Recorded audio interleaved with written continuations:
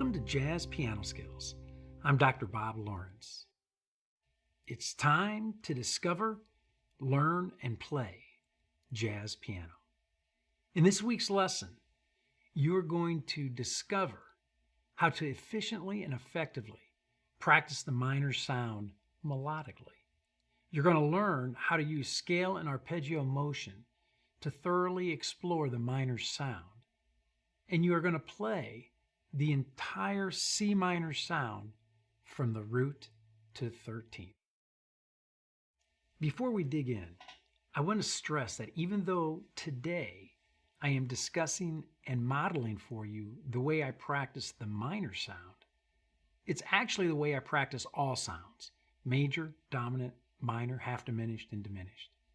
It's just that today I'm going to focus on specifically the minor sound, Dorian mode, which is simply a fancy way, an academic way of saying that I am treating the minor sound as a 2-chord.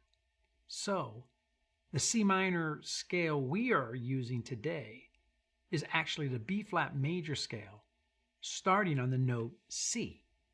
So it's going to be C, D, E flat, F, G, A, and B flat.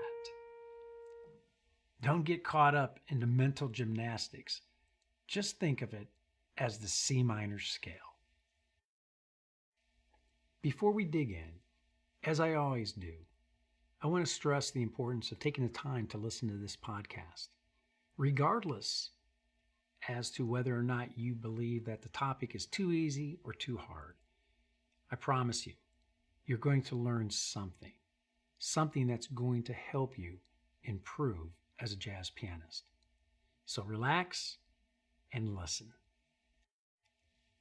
Lots of playing examples today, so let's get to it.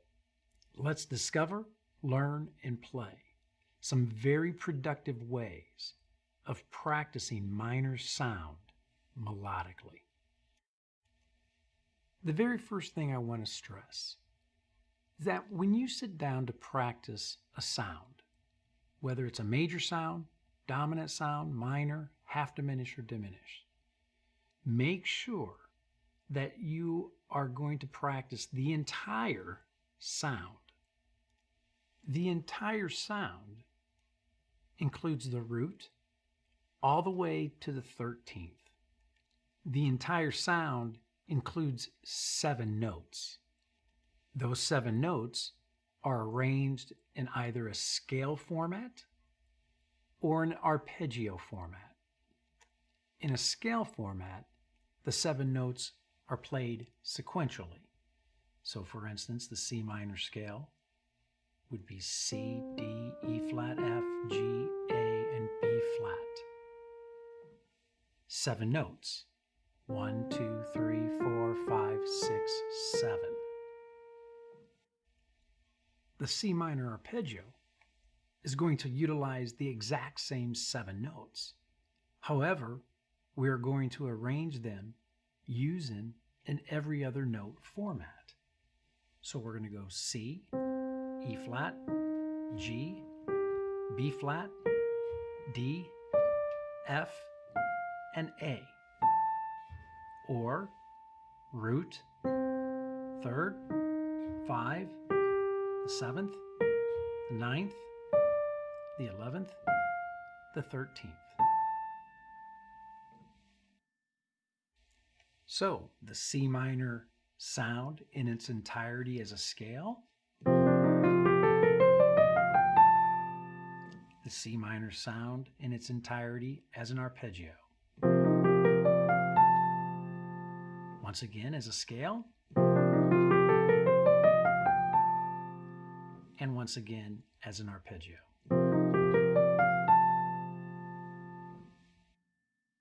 So from now on, I want you to begin thinking of all sounds, including 7 notes from the root to the 13th. So if someone asks you to spell the C minor chord, I want you to be able to respond C, E flat, G, B flat, D, F, A. That will certainly get their attention, because I'll tell you, 9 times out of 10, when I start a new student here at the Dallas School of Music, if I were to ask them to spell the C minor chord, 9 times out of 10, I'm going to get C, E flat, G. The 10th time, I'll get someone that will say C, E flat, G, B flat. That will actually spell the chord to the 7th. I have never, in 35 years of teaching, had someone say C, E flat, G, B flat, D, F, A. I actually think I would go into shock if someone gave me that response. So today, I want to model for you how I practice the C minor sound from the root to the 13th using scales and arpeggios.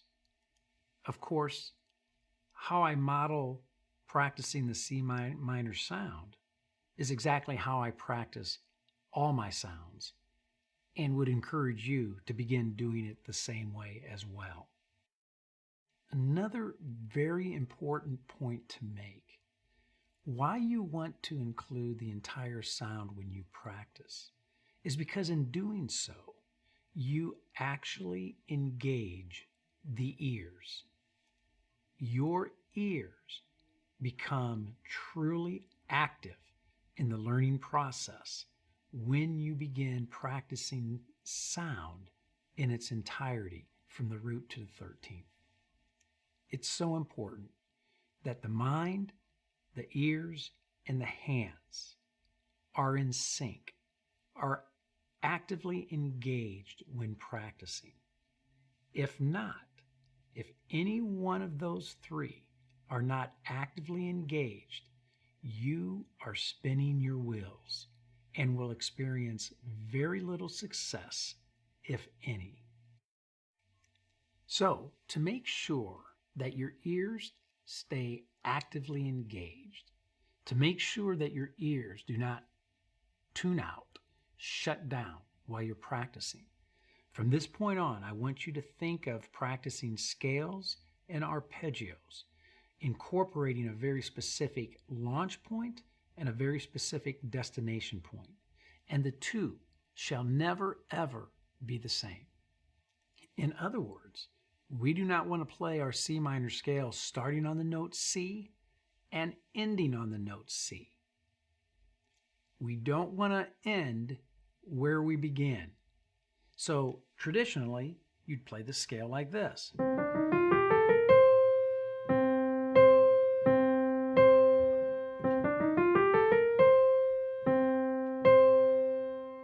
Starting on C, ending on C. If our ears could speak, our ears would say to us, what exactly is it that you want us to listen for? What are we trying to absorb?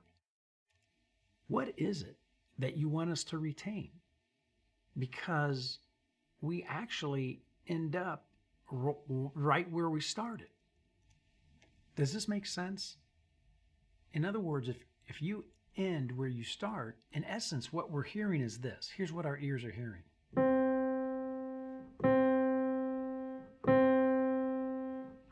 Just an octave higher, right? Same thing. So our ears are just hearing this over and over again. Not very good ear training at all. So to prevent this from happening, we're going to make sure that our destination point is different from our launch point. So we are going to practice our scales and our arpeggios from the root to the 5th, or from the root to the 7th, from the root to the 9th, from the root to the 11th, and from the root to the 13th. Check out how different this sounds and what a difference this makes. Here's our C minor scale from the root to the 5th. Once again. So our ears are starting to lock into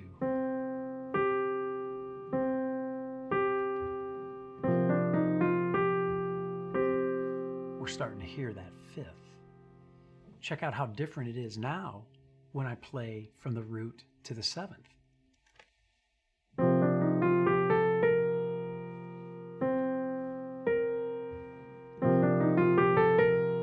Root to the seventh. The ears come alive, don't they?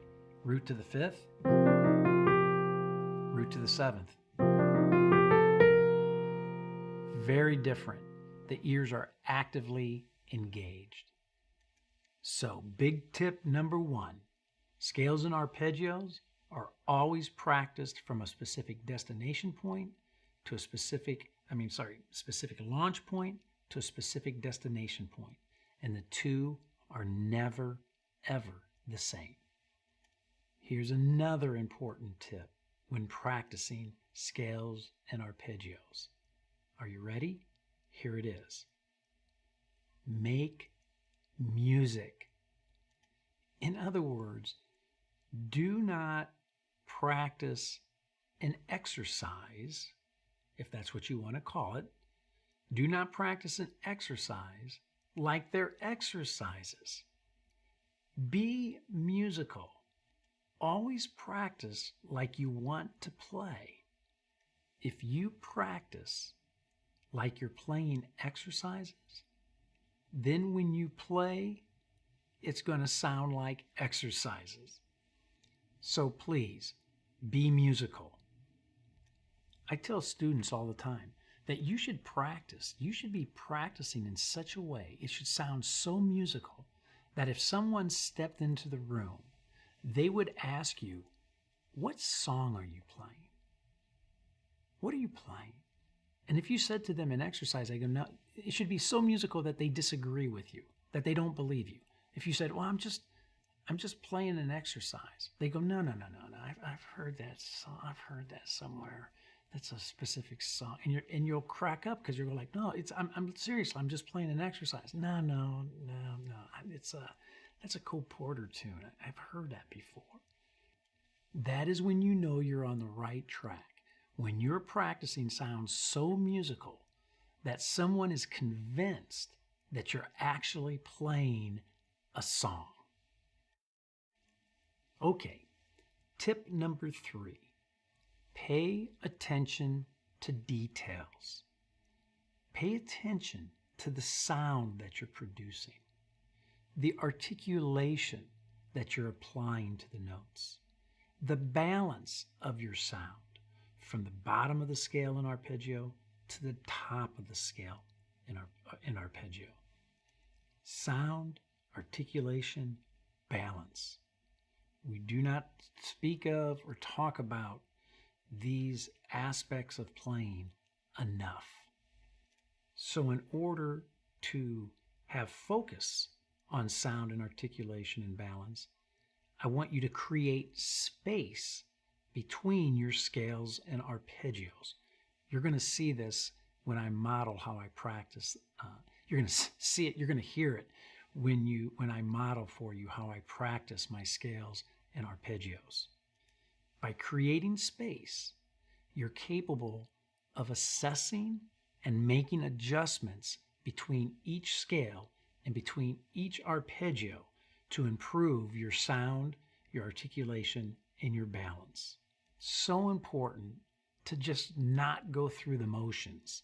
So important to stay focused and to pay attention to your sound, your articulation, and your balance.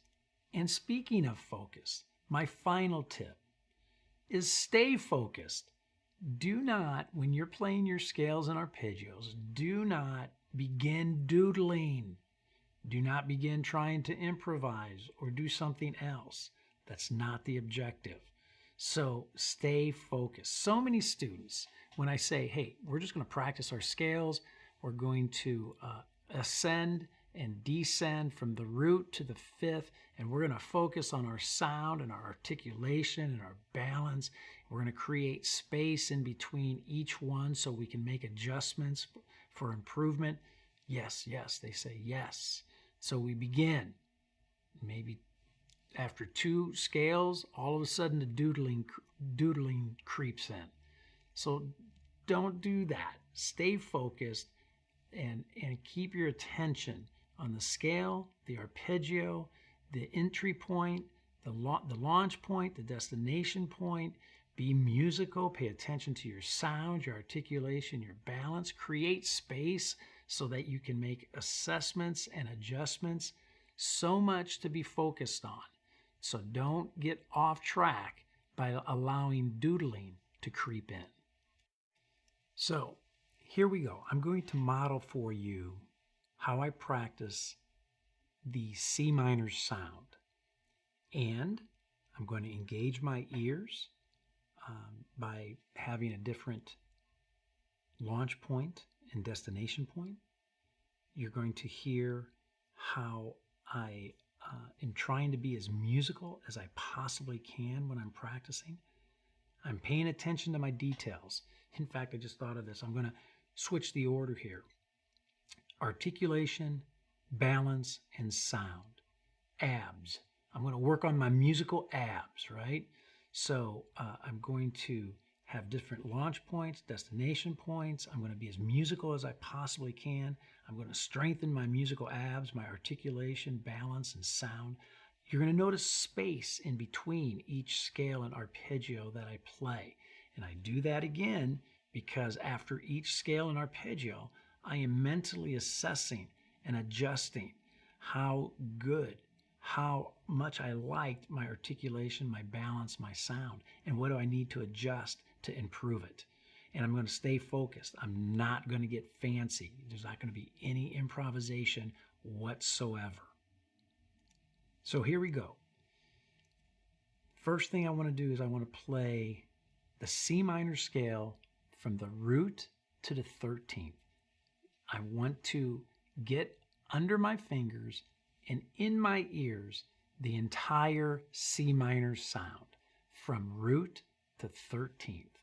So here we go.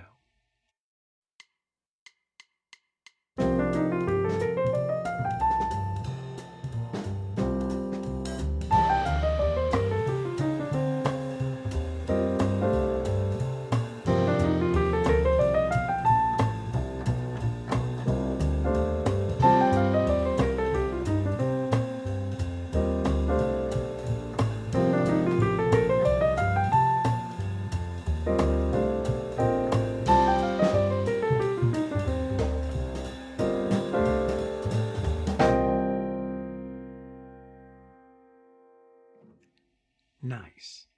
Do you see how I just played the scale? Ascending and descending. Did you notice the space? I played ascending, gave myself space to think, make adjustments, and then I played the scale descending. Once again, leaving space at the bottom so I can make some mental adjustments and then repeat the process over again. Now, I want to do the exact same thing for the arpeggio. So now I'm going to play the C minor arpeggio in the same way, the same manner, from the root to the 13th. I want to digest that entire sound, the entire C minor sound. So here we go.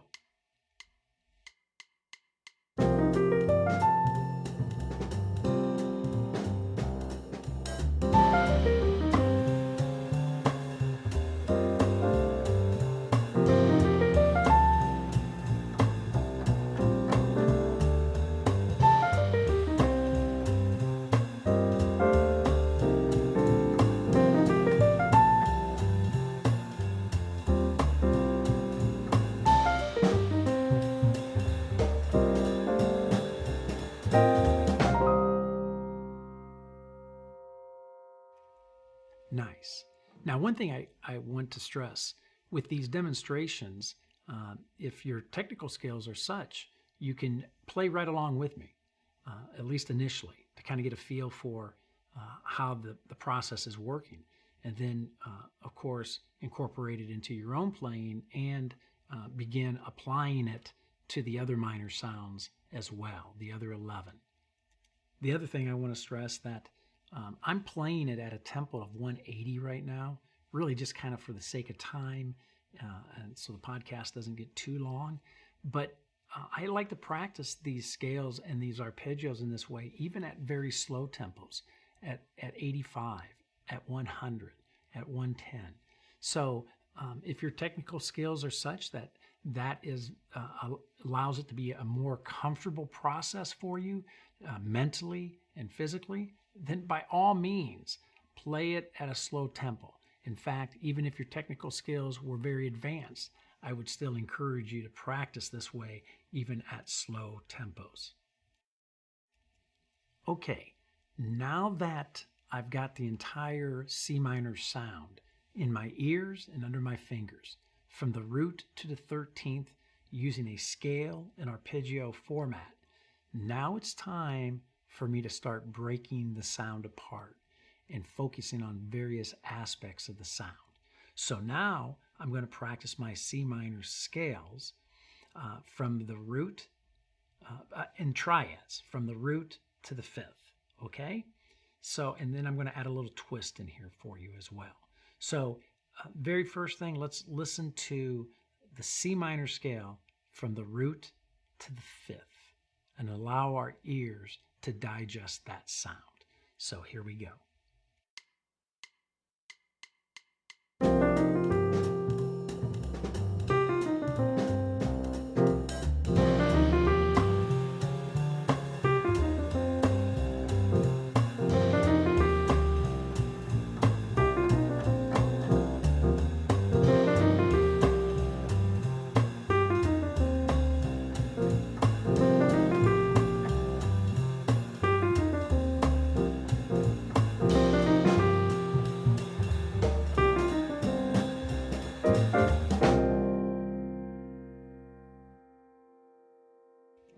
Nice and easy.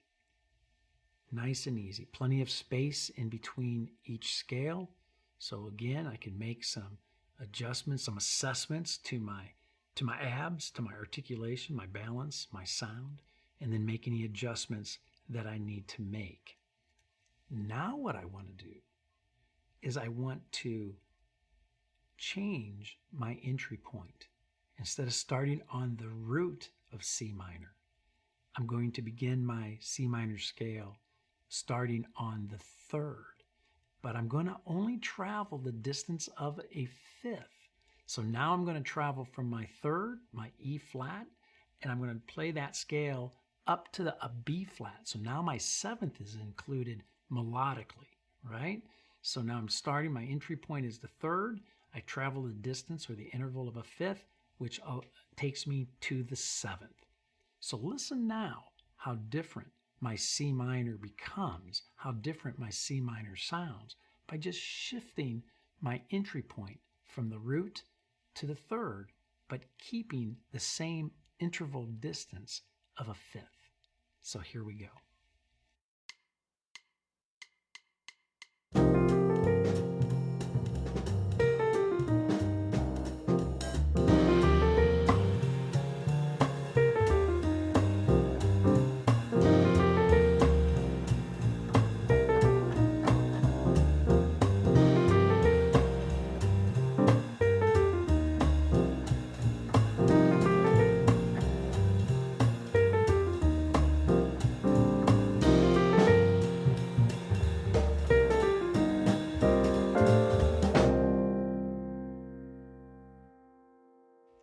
Pretty cool.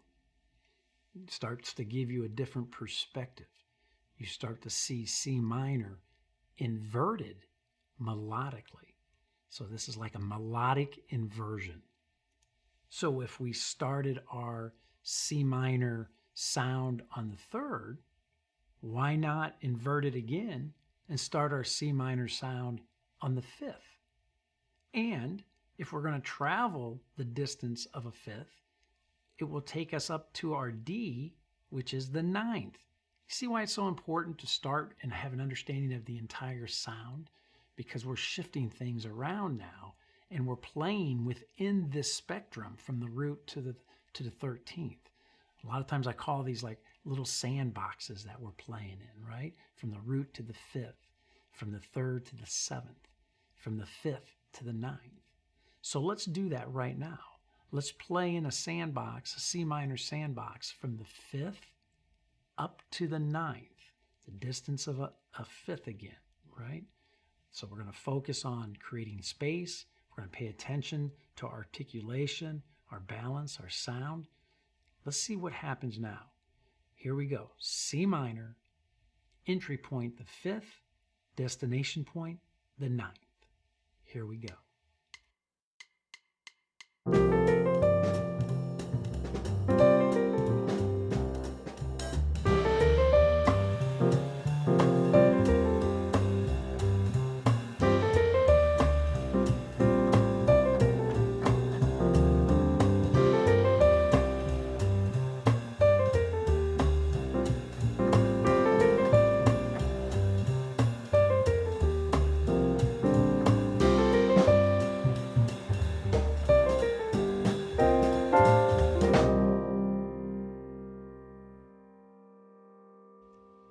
I absolutely love practicing like this. It does so much to improve my technique, my sound, my balance.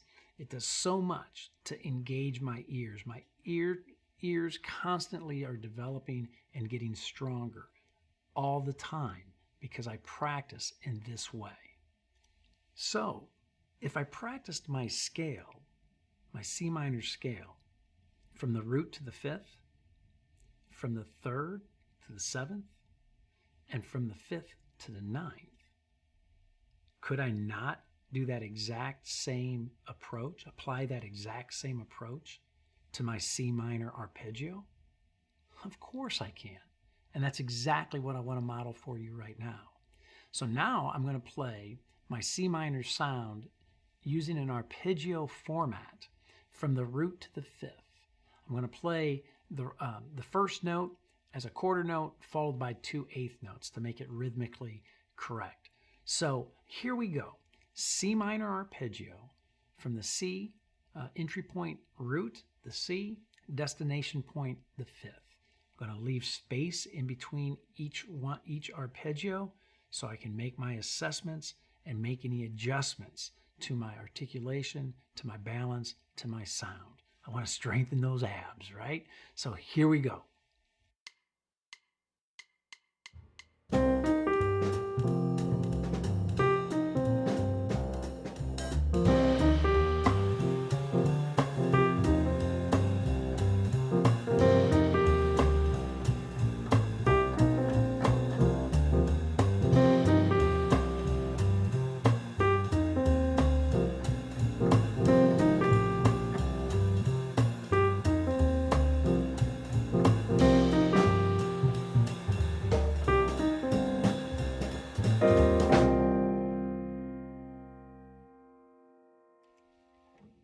Pretty cool. Hey, I hope you can hear that I'm trying to be as musical as I possibly can. I don't want this to sound like a scale. I don't want this to sound like an arpeggio. I want this to sound like I'm playing an improvisational line or some melodic idea or motif, right? So I'm trying to make this as musical as I possibly can. I am not approaching this with the mentality of, oh, I'm playing a scale. Oh, I'm playing an arpeggio. Again, I want to practice like I want to play. I want to practice like I want to sound. Okay, so just as we did with the scales, let's do the same now for the arpeggio.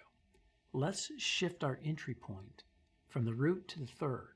So now our arpeggio is going to travel from the third to the seventh as a triad. So I'm going to utilize the notes E flat, G, B flat, or the third, the fifth, and the seventh. So here we go. Check out how different this sounds.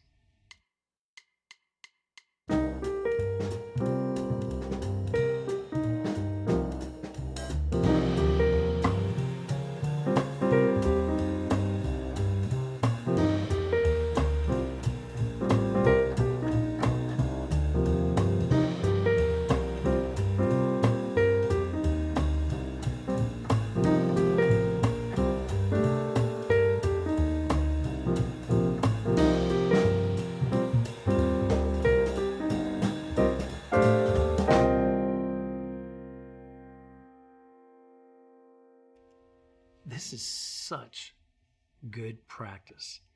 And I hope that you're picking up on that. And I hope you're getting excited about getting to the piano, getting to your keyboard, and to begin practicing in this way. But before you run off to your piano, I still have some demonstrations to share with you. So sit tight. Now it's time to shift our arpeggio again. From the third, we're going to shift our entry point from the third to now our entry point becomes the fifth. So our arpeggio is going to travel from the fifth up to the ninth. And it will incorporate the G, the fifth, the seventh, B flat, and the D, the ninth. So here we go. Let's make music with this triad, C minor, this sliver of C minor sound from the fifth to the ninth.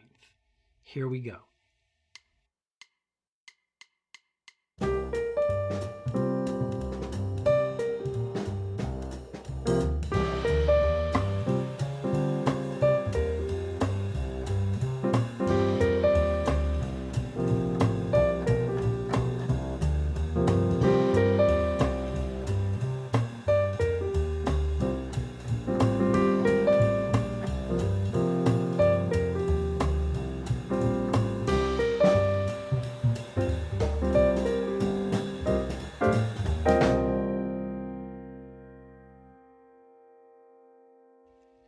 Wow, this is a pretty good workout, right? We just played our scales, C minor sound, as scales from the root to the fifth, from the third to the seventh, from the fifth to the ninth. And we did the exact same thing for our C minor arpeggios. We went from the root to the fifth, from the third to the seventh, and from the fifth to the ninth. So much music can be created within these little minor sandboxes, if you will, right? These little minor fragments of the entire minor sound, right? We're just taking a little fragment of the entire minor sound and we're practicing making music with that fragment. So now let's enlarge our sandbox. Let's make our sandbox a little bigger. So now our minor sandbox, instead of just being from the root to the fifth, now we're going to expand it from the root to the seventh, an intervallic relationship from root to seven, okay? And we're going to retain that intervallic relationship of a seventh as we shift our entry points. But let's not get ahead of ourselves. Let's begin with our C minor scale from root to seventh. And once again, we're going to focus on making music, right? We want to be musical. I'm going to focus on the details, my articulation, my balance, my sound. I'm going to create space so I can make assessments and adjustments as I'm practicing. And I'm going to stay focused. I'm not going to doodle. You're not going to hear any improvisation. That's not the objective of what I'm working on right now. So here we go. C minor sound from root to seven.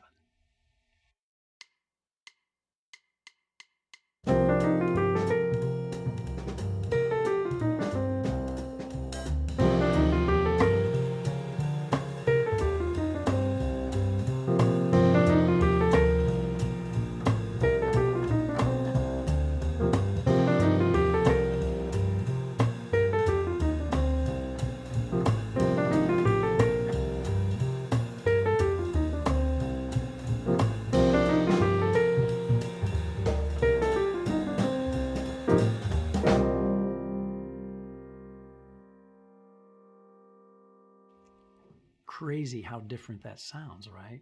Our ears are going, whoa, wait a minute. Now the C minor sound has a different complexion. It has a different dimension to it. Whoa, the ears are alive. They're awake. They're paying attention. They're growing.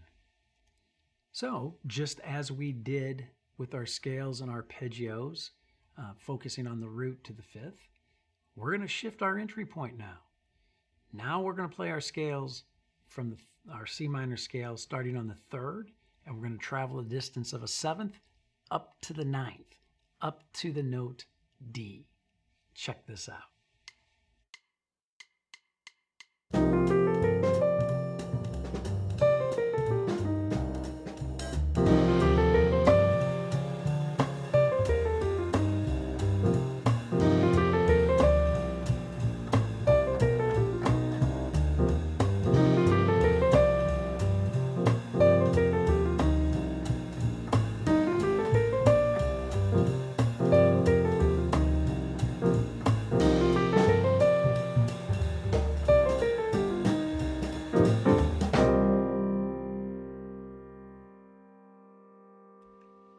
What a beautiful sound, right? See how important it is to invert our melodic ideas, to invert our melodic line, to invert the scale? You see what a difference that makes? It changes everything. So let's continue on. Let's shift our entry point again. Let's move it from the third. Let's go to the fifth. Now we're going to play our C minor sound. We're going to play starting on the fifth. We're going to travel the distance of a seventh, which will now take us up to the 11th. We're going to include the 11th in our C minor sound this time. Wow, check this out.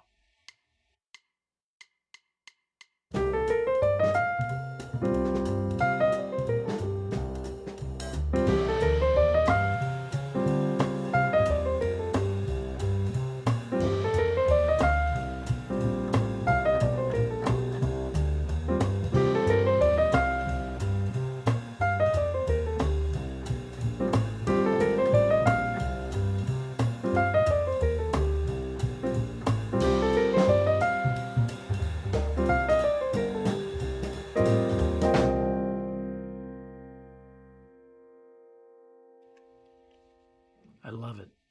Once again, hopefully you noticed I'm not doodling. I'm not trying to improvise.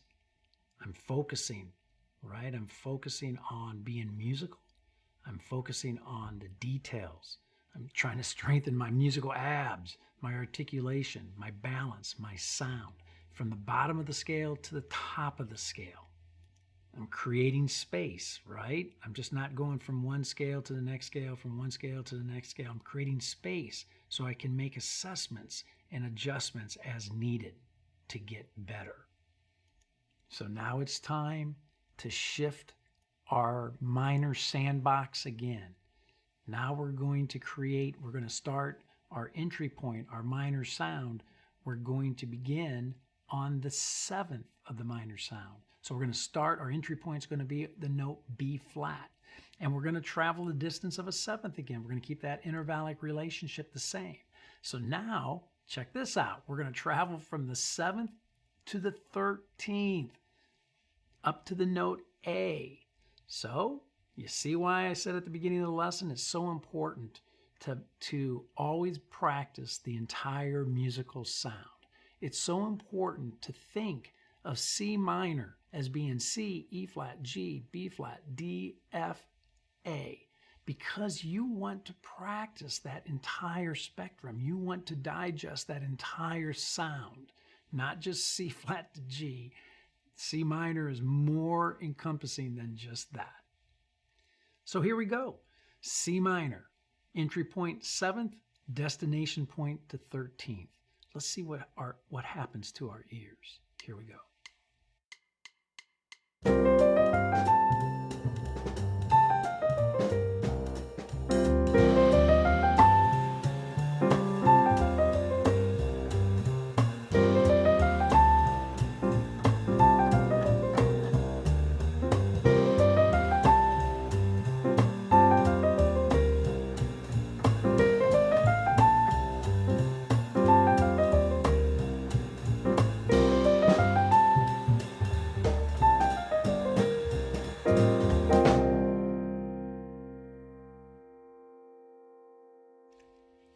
Pretty cool indeed, right? Wow. Now we're getting somewhere. So, guess what? If we did this for the scales, we can do it for the arpeggios. So we're going to go through the exact same process, right? we're going to go back to our root. We're going to start our C minor sound on our root, and we're going to travel the distance of a seventh up to the seventh. So we're going to travel from C up to B flat. But our arpeggio now is C, E flat, G, B flat. And again, I want to focus on making music. Great musical sound, great articulation. I'm staying focused, no doodling. Here we go.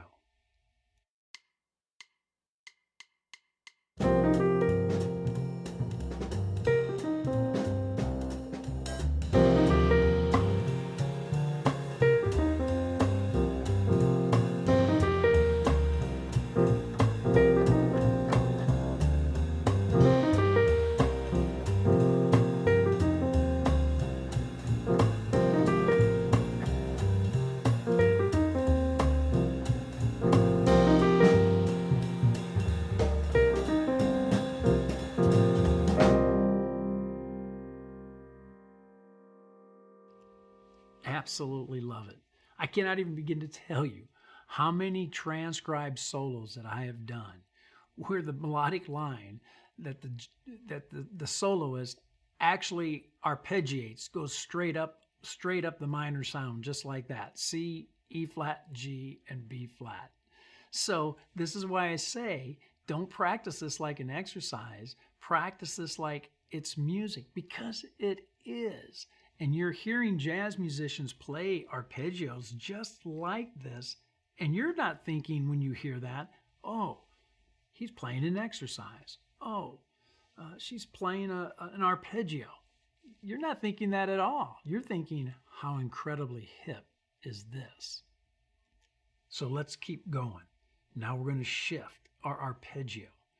Our entry point from the root. Now we're going to start with our entry point being the third.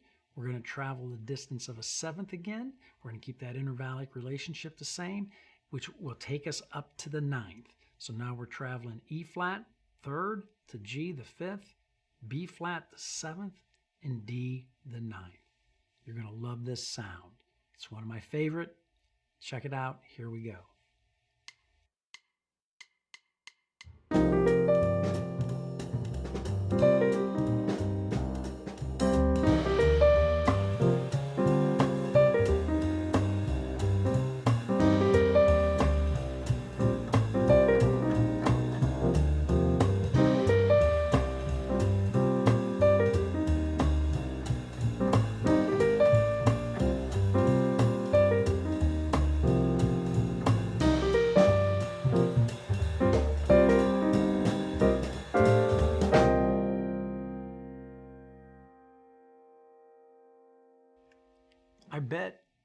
I bet you're saying, man, I've heard that a million times when I'm listening to jazzers play.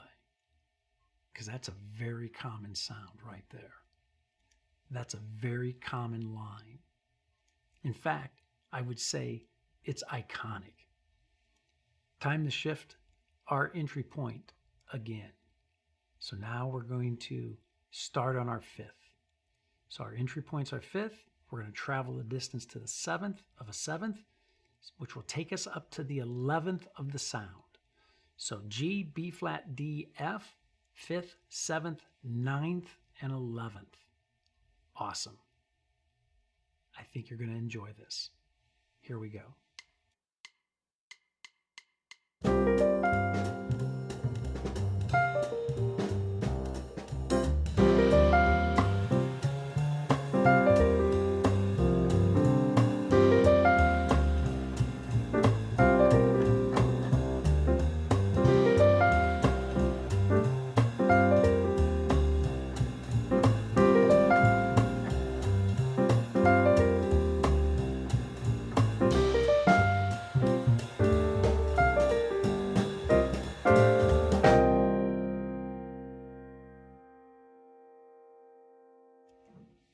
Wow, how cool is that, right? I'm going to share with you a real quick story. I remember reading, this was some time ago back in graduate school.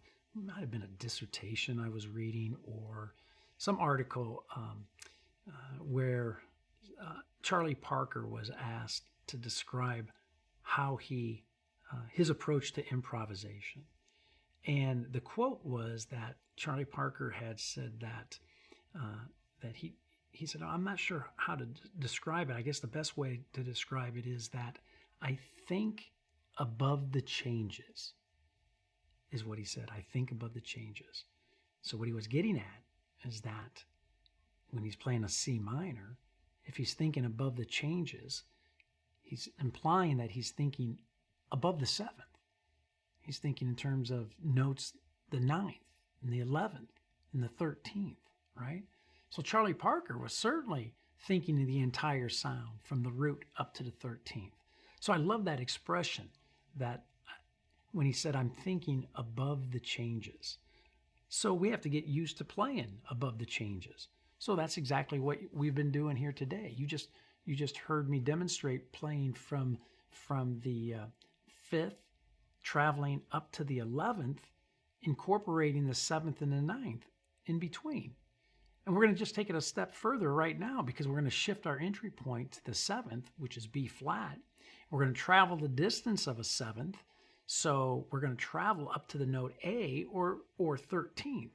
So now we have the 7th, 9th, 11th, and 13th, right? Our arpeggio. 7, B flat, 9th, D. The 11th is F, and the 13th is A.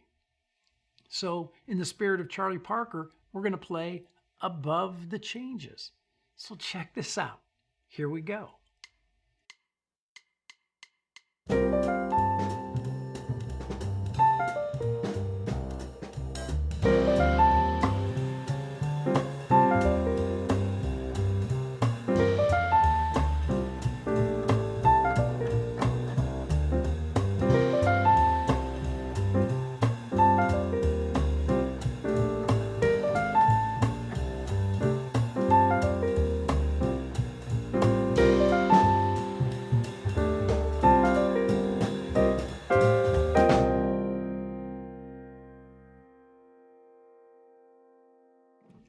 Amazing. What a great sound, right? So listen, if you want to get comfortable playing above the changes, if you want to get comfortable with the sounds of everything from the 7th to the 9th to the 11th to the 13th, you want to get comfortable with the 5th, you have to practice in such a way that your ears are engaged, where you're listening for those specific destination points, where you're listening for those specific sounds. So hopefully today, with me modeling the C minor sound, the minor sound, the C minor sound, and how I approach practicing my scales, utilizing scales and arpeggios to explore that sound, hopefully you have found this to be incredibly beneficial. And now that you have a process in place, your job is to begin employing this process to the other minor sounds, F minor, B flat minor, E flat minor, and so on. So I hope you have found this Jazz Piano Skills podcast lesson on practicing minor sound melodically to be beneficial. I want to remind you that there is a supplemental educational guide specifically for this podcast that you can download from jazzpianoskills.com. Simply click on the podcast link on the homepage and you'll find this episode along with the supplemental guide. The guide beautifully notates the content of this podcast for all 12 minor chords, so it's all written out. It's a great resource to have in your jazz piano library and to use it as a reference when you're practicing. So be sure to check it out at jazzpianoskills.com. If you are wanting to study this topic extensively, I encourage you to check out my Jazz Piano Skills courses at jazzpianoskills.com. My courses are packed with comprehensive lessons that explore essential jazz piano skills. And each lesson of each course contains detailed instruction and illustrations, in-depth educational talks, interactive learning media, traditional guides and worksheets, high-definition video demonstrations in all 12 keys, play-along tracks for you to utilize, and lead sheets as well. Professional and personal educational support is available. And of course, mobile access to all of my courses and lessons from any of your smart devices, whether it be your laptop, your phone, your tablet, your computer, and yes, even your watch. So check it out, jazzpianoskills.com. So that's it for now. Until next week, enjoy this amazing journey, and most of all, have fun as you discover, learn, and play jazz piano.